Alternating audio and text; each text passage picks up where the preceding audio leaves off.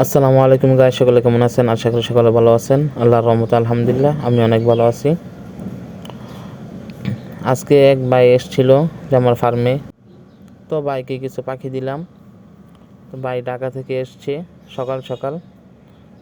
তো ভাই আরও পাখি পালতেছে, যে আমার কাছ থেকে পাখি নেওয়ার জন্য এত দূর থেকে এসেছে। আমি ভাইকে ভালো পাখিগুলোই দিলাম।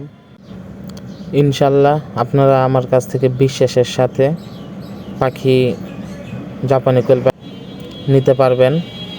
তো কারো যদি কোয়েল পাখি দরকার হয় আমার সাথে যোগাযোগ করবেন।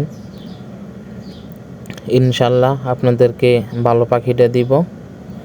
আর আপনারা অনেকেই বলতেছেন যে ভাই আপনার ফার্মে কোয়েল পাখি কম কেন, নাই কেন? হ্যাঁ ভাই, আমার কোয়েল ফার্মে যেই পাখিগুলো ছিল ওই পাখিগুলো সবগুলো বিক্রি করে দিছি। ডিম পাড়া পাখি ছিল, ওই পাখিগুলো সবগুলো বিক্রি করে দিছি আমি। কারণটা হলো, একটা ফার্মে যখন ডিমের পার্সেন্ট কমে যায়, কিছু কমে যায়, তখন ওই ফার্মের পাখিগুলো রাখা যায় না।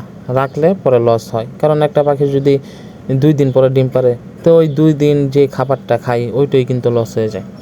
দৈনিক যদি ডিম না পাই বা একদিন পর পরও যদি ডিম না পাই, তো কিছু পাখি ছিল এরকম যে ডিম কমাই দিছে।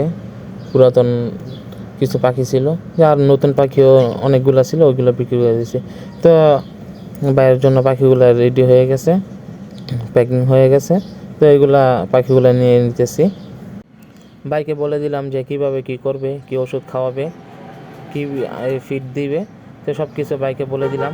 তো ভাই সব কিছুই বুঝছে। আর দরকার হলে আবার ভাই কল দিবে। আপনার যদি কারো সমস্যা থাকে বা আমার সাথে যোগাযোগ করবেন, আপনারাও আমাকে সাথে যোগাযোগ করতে পারেন। আসসালামু আলাইকুম।